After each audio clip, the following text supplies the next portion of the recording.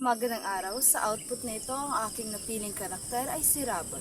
Si Rabot ay isang mapinsalang halimaw sa lupain ng Ibalon. Siya'y kalahating tao at kalahating hayop. Ngayon, sisimulan ko na ang aking monologo.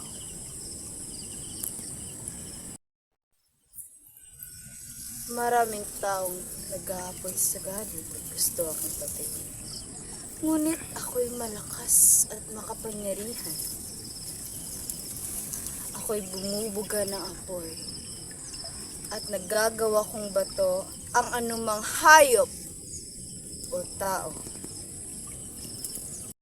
Ang ibabaw na parte ng aking katawan ay mabuhok at kawangis ng kabayo.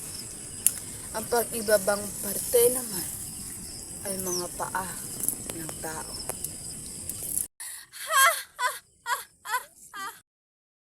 Kaya lahat ng nakakakita sa akin ay kumakaripas ng takbo. Ngunit kalaunan, sila rin ay nagiging bato.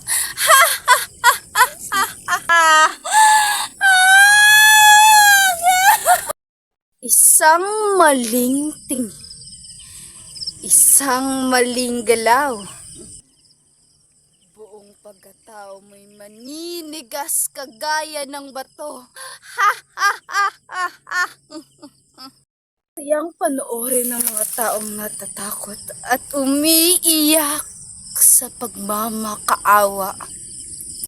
Dahil isang arabot lamang ang makakagawa ng isang tao o isang hayop na magiging bato.